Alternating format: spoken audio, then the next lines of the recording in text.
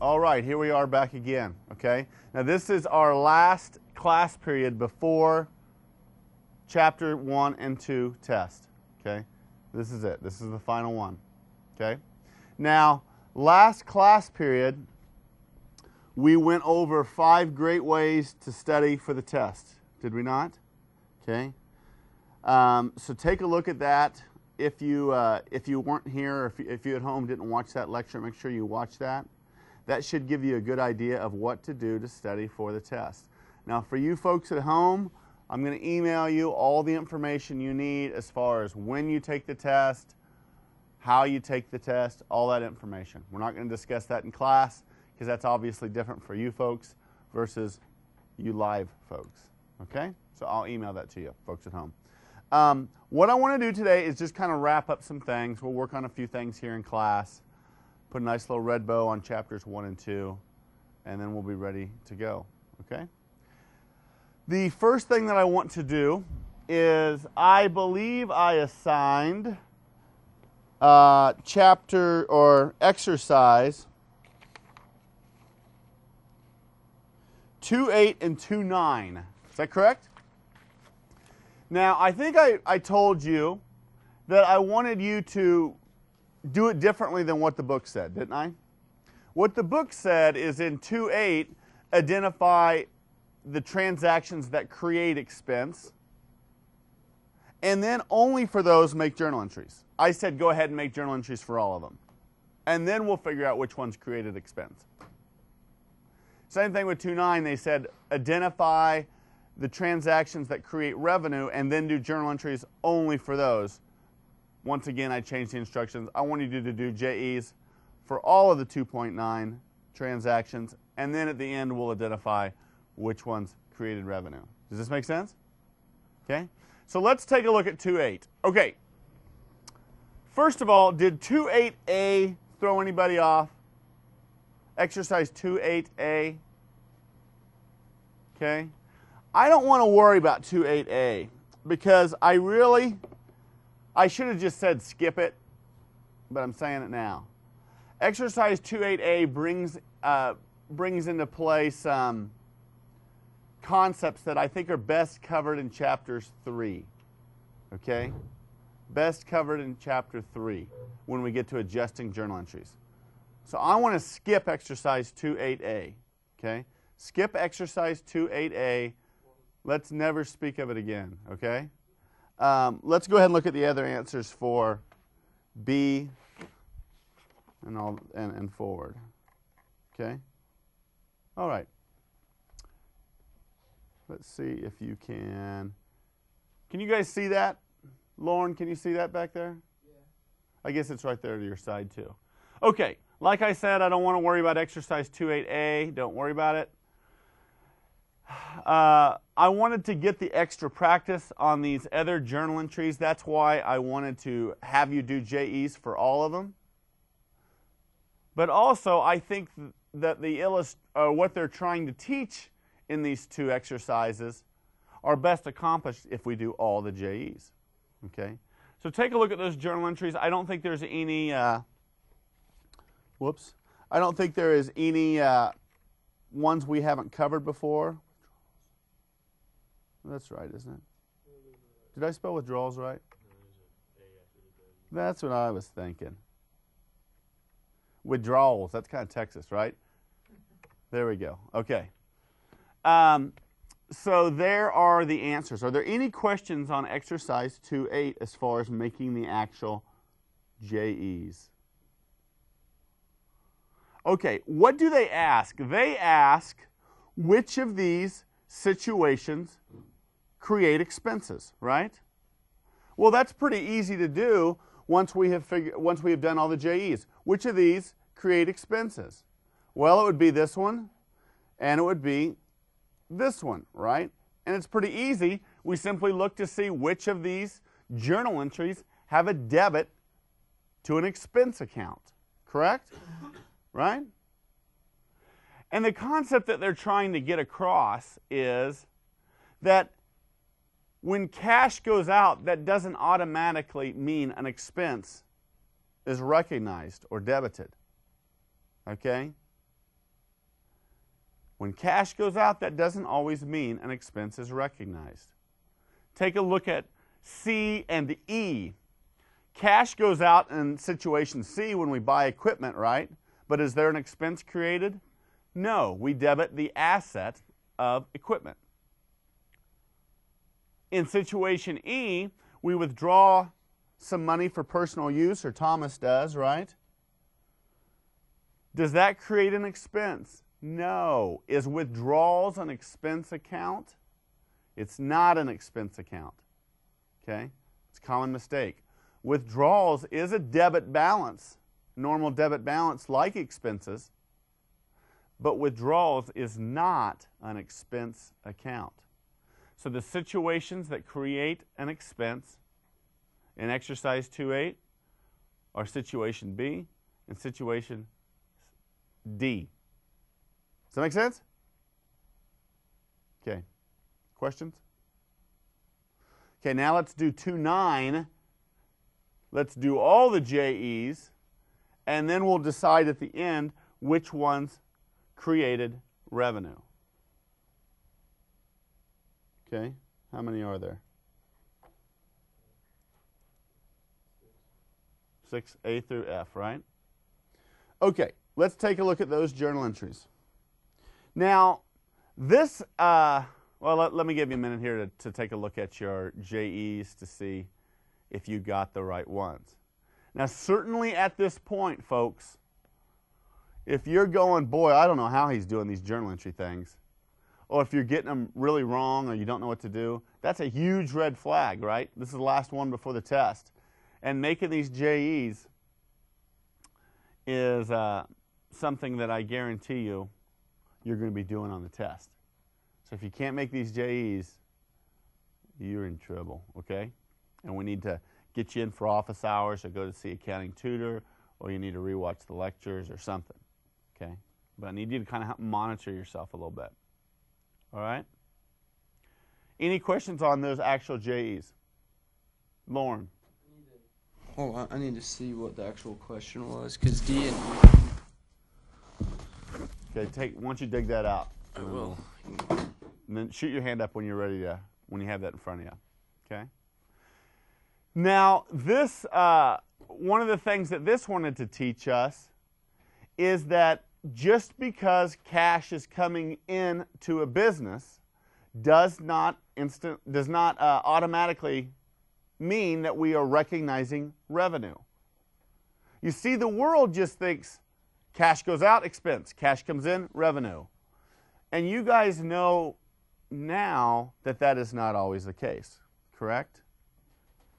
That is because, and we'll talk about this more in chapter 3, we don't use a cash basis of accounting. We use an accrual basis of accounting. And the foundational principle of accrual basis of accounting is the revenue recognition principle, which states what? You recognize revenue not when the cash comes in, but you recognize revenue when it is earned. And when is it earned?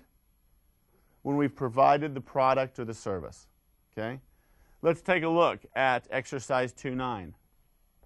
Well, let's identify which one of these created revenue. Well, it's pretty easy once you've done all the JEs. You just look to see where revenue was credited or increased, correct? So the ones in yellow are the only ones that have revenue being credited. Thus, they are the only transactions in exercise 2.9 that helped or that created revenue.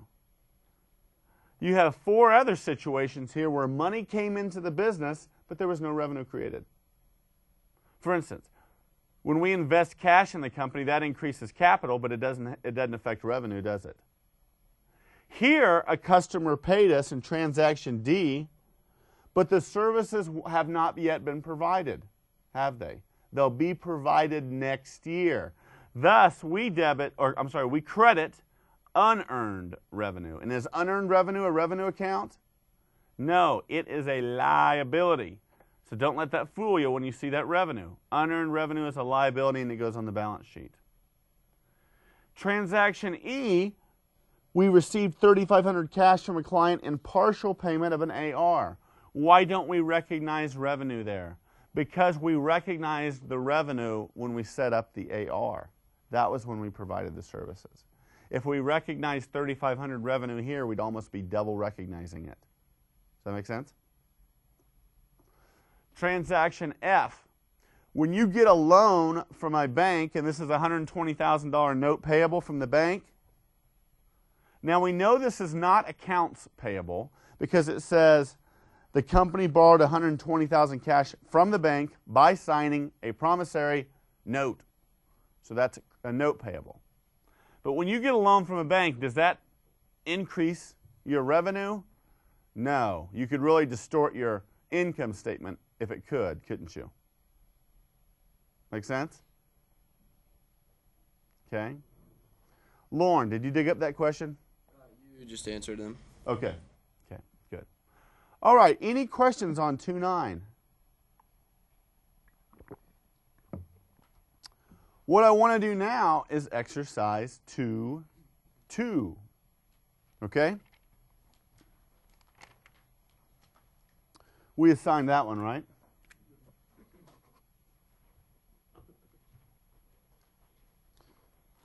Okay.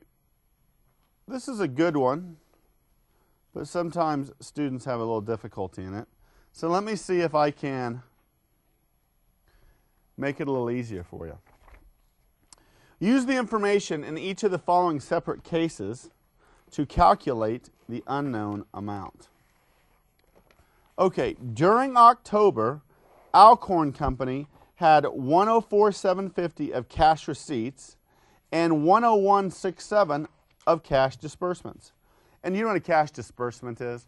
A disbursement and a cash payment, same thing, money leaving you. The October 31 cash balance was $17069.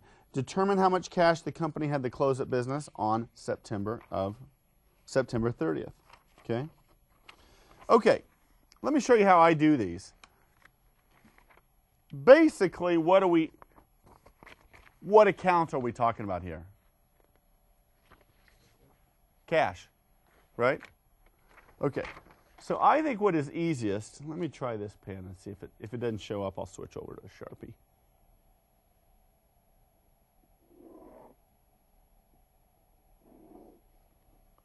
Does that show up okay? Okay. All right. So we are talking about cash. Is cash a normal debit or a normal credit? It's a normal debit balance account. Thus, the beginning balance of cash will be shown right here, correct? And the normal ending balance will be shown right here. Is that correct? Now, cash receipts are when cash comes in, right? Cash is increased. How do you increase cash? You debit it, correct? So cash receipts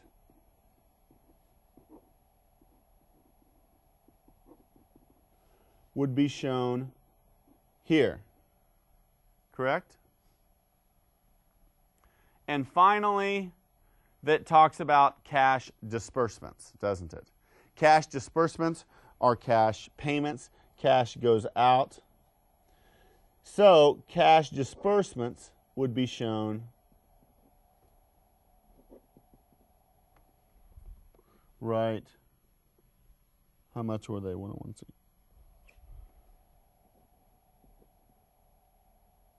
I'm not spelling very well today. Disbursements is one of those words I can never remember if that's a B or a P. Okay, it's a B. Cash disbursements will be shown right here, correct? Now they have given us 4 of these pieces of information, okay? Which pieces of information did they give us? First of all, what month are we kind of analyzing here?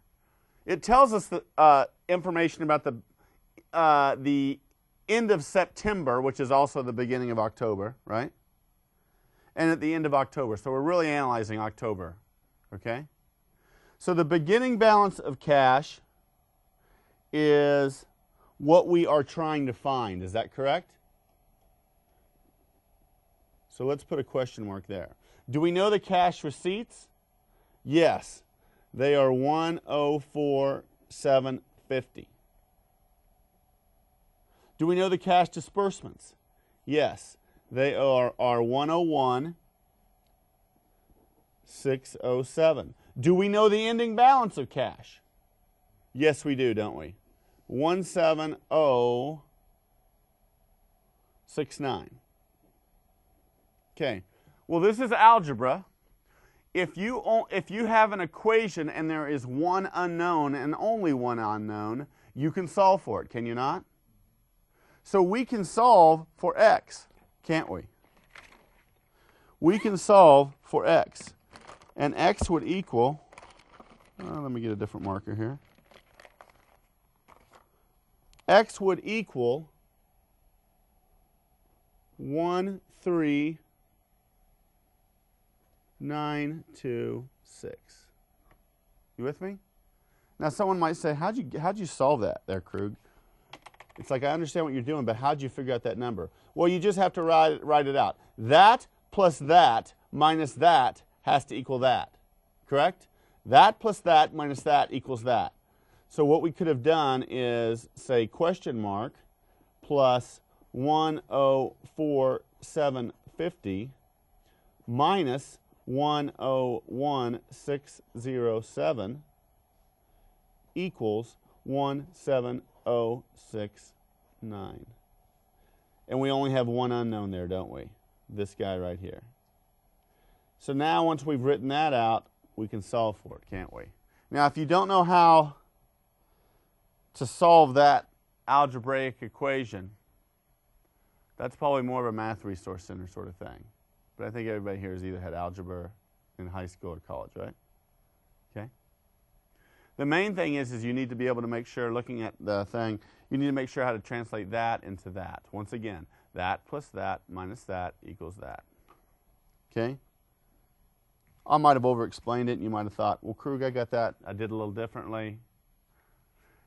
I like this, though, because it really hammers home what the T accounts are all about. Okay? Okay, let's do exercise 2.2b. And what account is it talking about?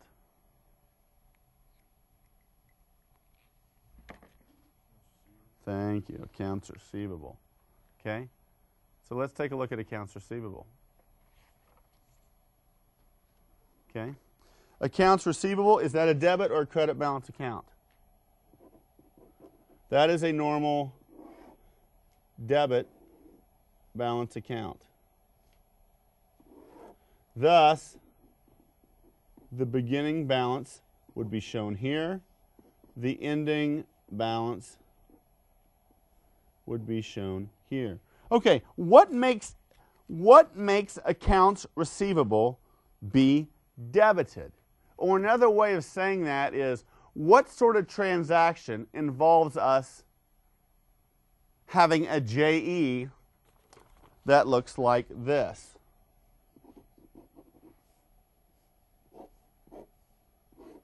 What sort of journal entry makes accounts receivable be debited? Well, the type of journal entry that causes accounts receivable to be debited is when we have sales on account, right? Correct? So, sales on account or on credit would go right here, correct? Now, what causes accounts receivable to be credited or decreased? Again, look at your past JEs you made. What sort of transactions had accounts receivable being credited? Collections on account, correct? Collections on account. Thus,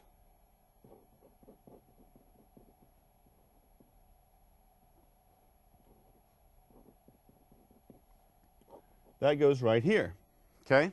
So now we know where everything goes. And let's see if we only have one unknown. They give us the beginning accounts receivable, correct?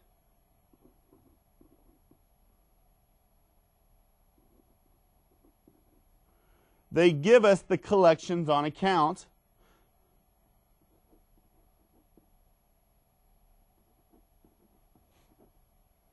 They give us the ending accounts receivable, don't they?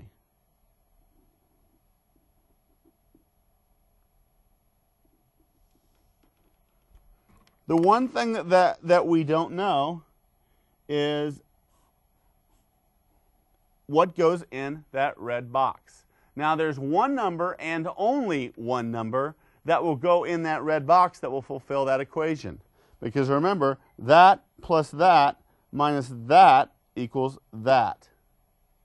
And if we solve for that, what are our sales on account? Did anybody get it? Anybody want to venture a guess? 504. Good job, Zach. 7, 8, 5, 0, 4. You with me? Does that plus that minus that equal that? Let me do it in my head real quick. Yeah, it does. Okay? All right? Does this make a little bit more sense now when we look at the T accounts? Here's what I want to do. I want to just take about a minute and a half, and I want everybody, you folks at home, do the same thing. Let's go ahead and do exercise 2.2c. Now, you may have already done it. If you have, great. If you have done it in a different way, try to do it the T account way. Try to ask yourself, what makes AP be debited? What makes AP be credited? Because that's the account in question in exercise 2.2c. So let's take about 90 seconds or so, play that wonderful JCCC music, and we'll come back and we'll go over the answer here in a second.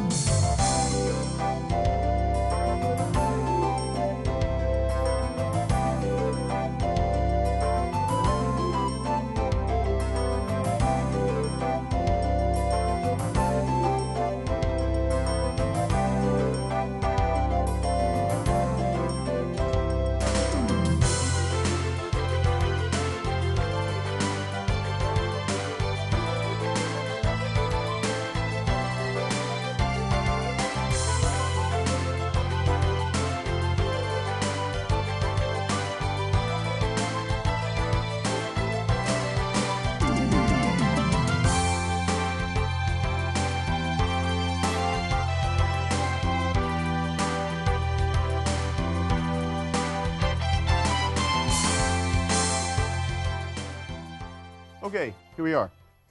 Let's take a look at AP. Now this time we are talking about a credit balance account. Thus the beginning balance is shown here. The ending balance is shown here. What causes AP to be credited? Purchases on account. What causes AP to be debited? Payments on the accounts payable. So I filled in the numbers that they gave us, and we only have one unknown. Now this plus this minus this has to equal this. So there's one number and only one number that goes in that blank that fulfills that equation. And that number, if I do it in my head, is 282,384. Did anybody else get that?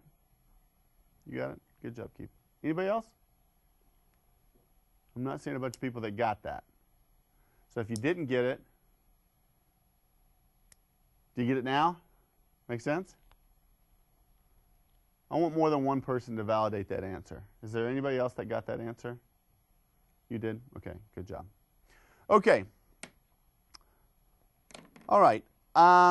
The other thing, that's all the exercises or quick studies I assigned for homework. Is that correct? Is that right? Okay, what I want to do now is I want to, in class, and we may not get done with it all, and that's fine if we don't, okay? I want to work on exercise 210, 211, and 212, okay? That is something I promise you will have to do on the test. You will have to make an income statement, a statement of equity, and a balance sheet. Now, we did one like this before in Chapter 1, but I want to do it again. They give us a bunch of accounts. I want to prepare our 3 financial statements because that's one of the main objectives not only of Chapters 1 and 2, but of Financial Accounting 1. Okay? Not sure we'll get through it all. If not, we'll figure out how to get the answer to everybody. But let's go ahead and work on exercise 210, 211, 212. You folks at home, let's do the same, okay?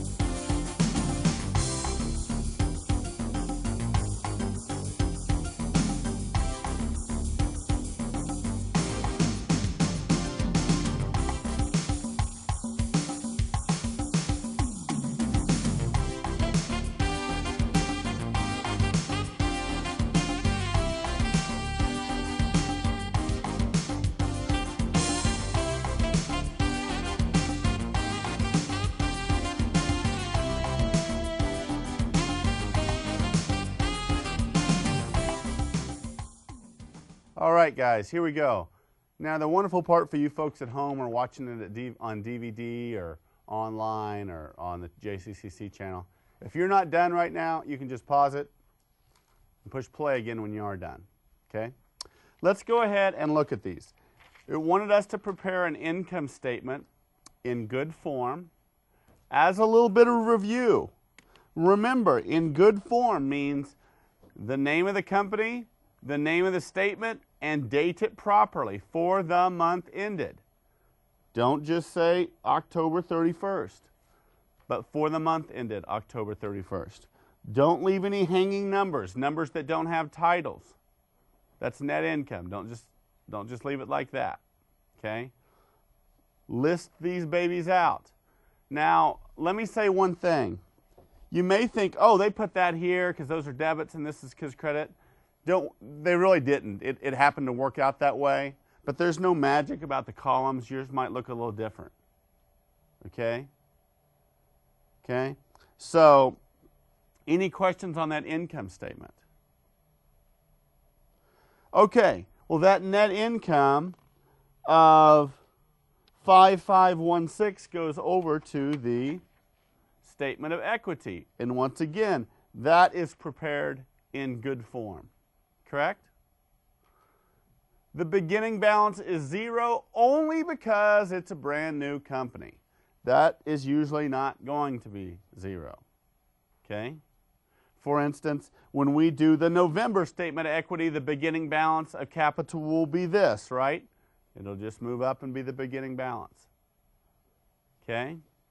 So take a look at that statement of equity and make sure you got that right.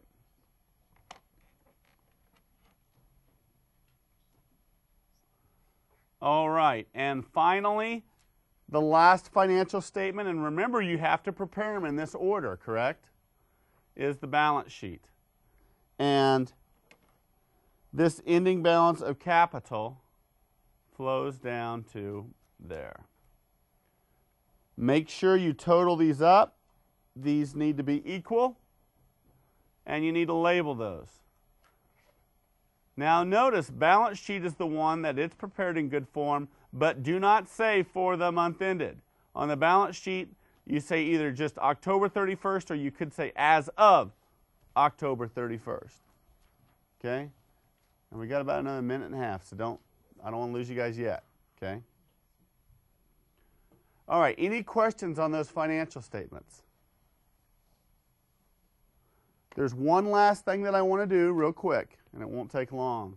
I asked you to read about the debt ratio, correct? And I just wanted to briefly touch on that. It's a very easy ratio. The debt ratio is simply calculated by taking your total liabilities, straight from your balance sheet, over your total assets. Now, the higher that calculated debt ratio, the more financially leveraged we say they are. And it talked about that on pages, I think it was 67 and 68. Okay? The more that company is relying on debt as opposed to equity to fund its operations. Okay? Now, certainly the risk with debt is you have to pay debt back in principal and interest payments, correct? So, just like in your real life, if you have a lot of debt, it is risky, isn't it? Okay? Same thing with a business. Now, that debt can pay off in the sense that if I can borrow money at like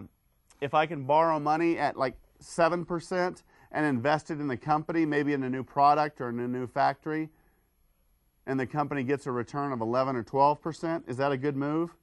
That's a great move.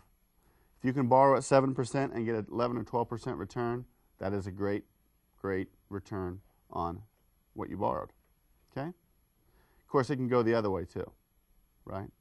So the debt ratio, simply the total liabilities over the total assets. We are officially done with chapters 1 and 2, as you folks at home know. I will email you in regards to your test information. You guys know what to do. We talked about it before class, okay? See you later and good luck on the test.